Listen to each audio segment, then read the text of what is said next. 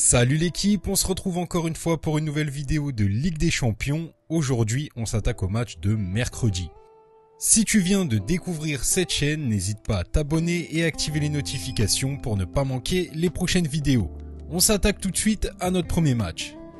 L'Ajax contre les Rangers.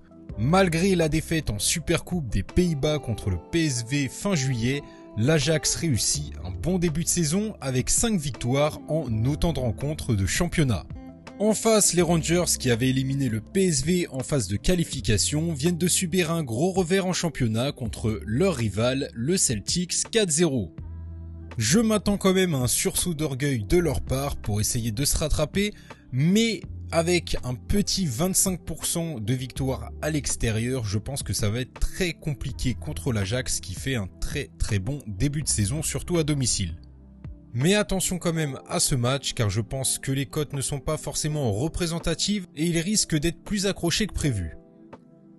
Deuxième match, Francfort après un début de saison mitigé reste sur 2 victoires consécutives en championnat en ayant marqué énormément de buts.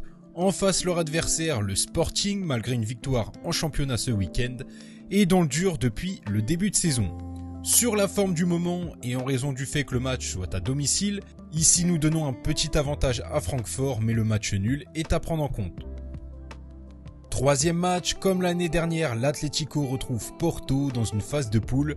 L'Atlético s'était déjà justement qualifié au détriment des Portugais en gagnant le dernier match 3-1. Cette année, le début de saison est difficile pour l'Atlético en Liga, avec 7 petits points en 4 matchs.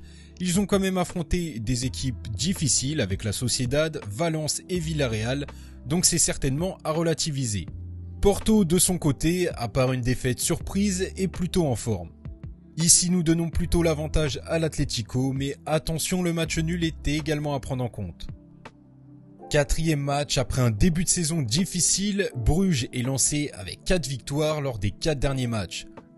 En face, les Leverkusen n'y arrivent plus et est déjà dans une situation critique en championnat, en ayant perdu 4 de leurs 5 derniers matchs et en ayant été éliminé par une Détroit en Coupe d'Allemagne. Si on se fie à l'état de forme, Bruges a de grandes chances de faire quelque chose sur ce match, eux qui l'année dernière en poule avaient réussi à tenir en échec Paris et battre Leipzig avant de s'écrouler sur les 4 derniers matchs de poule. Ici, pourquoi pas, Bruges ou match nul. Cinquième match, cette année c'est le renouveau du Barça, bien aidé par un mercato très intéressant, avec notamment l'arrivée de Lewandowski qu'on ne présente plus, déjà co-meilleur buteur en Liga avec 5 buts en 4 matchs.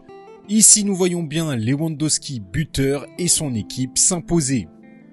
Sixième match, gros match dans cette poule de la mort entre l'Inter et le Bayern. Le début de championnat est très moyen pour l'Inter avec déjà 2 défaites en 5 matchs, dont la dernière dans le derby milanais ce week-end.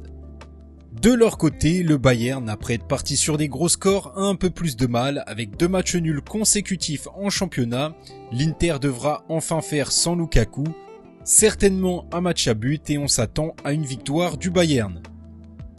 Septième match, Marseille retrouve la Ligue des Champions après 2 ans où ils avaient terminé dernier de leur poule derrière l'Olympiakos. Cette poule est quand même plus abordable que celle d'il y a 2 ans, dans laquelle il y avait City et Porto.